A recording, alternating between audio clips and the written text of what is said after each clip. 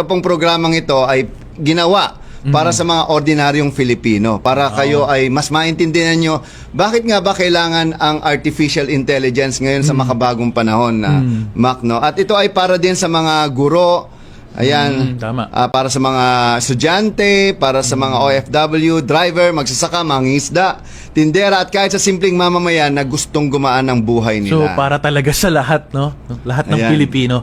Isipin mo, meron ng AI na tumutulong sa magsasaka para malaman nila kung kailan yung magandang panahon para magtanim. Diba? Yung tama.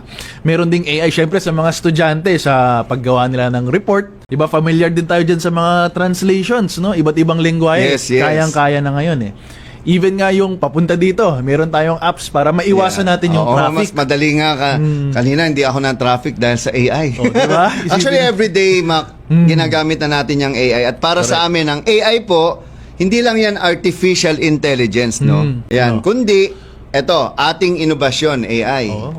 Para makagawa tayo ng bago at kapaki-pakinabang. Tapos, ating inspirasyon, Yun. AI na naman, para magamit natin sa mabuting paraan. At ating inaasahan para sumuporta sa ating kinabukasan. Ang galing pala, no? Pwede pala siya maging ganun din, Maraming, no? parang ako, AI voice master. Mamaya papakilala po ulit tayo, no? Oo. Bakit AI? Artificial intelligence ba ako? No. I am an, kumbaga, authentic innovator. Oh, Ayan, isipin niyo yun. AI, di ba? AI.